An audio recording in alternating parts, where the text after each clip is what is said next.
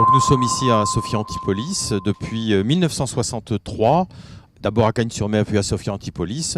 Nous faisons de la conception, de l'assemblage, de l'intégration, du test de systèmes sonars pour la Marine nationale et à l'export. C'est une technologie extrêmement compliquée, le milieu marin est extrêmement difficile et puis également nous sommes numéro 1 mondiaux et donc à ce titre-là nous sommes à la pointe de la technologie et nous nous devons de devancer le marché, voire même de susciter et de orienter le marché vers les besoins futurs.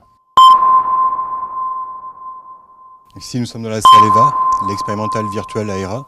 C'est une salle qui nous sert à travailler en collaboration avec nos clients, français ou étrangers, qui nous permet de faire des mises en situation et l'évaluation de nos produits quand on est encore en phase de développement. On essaie de se rapprocher d'une salle qui pourrait être un central opération de sous-marin, mais aussi un central opération de frégate, qui est bien plus grand. D'où la couleur bien sombre pour pouvoir se projeter dans le noir et simuler l'environnement dans lequel on serait. Mais tout en donnant aussi la capacité de faire de la projection dans le futur, c'est pour ça qu'on a tout ce nombre d'écrans, pour pouvoir évaluer des nouveaux concepts, en fait faire de l'innovation à différents niveaux.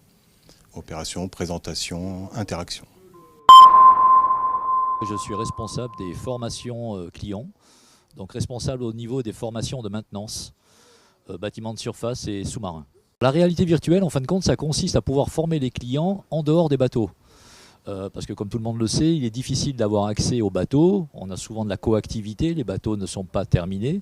Et on doit former les clients pour qu'ils soient prêts, en fin de compte, en partant en mer, à déployer les sonars, donc les sonars remorqués type Captas.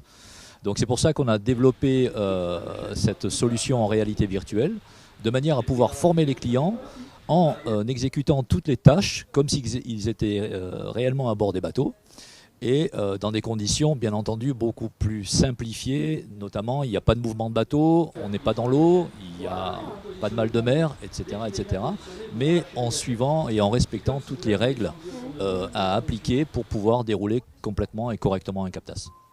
Si vous cliquez à gauche du gros rond, vous allez tourner de 45 degrés à gauche. D'accord. Ok, vous cliquez à droite, vous tournez de 45 degrés à droite.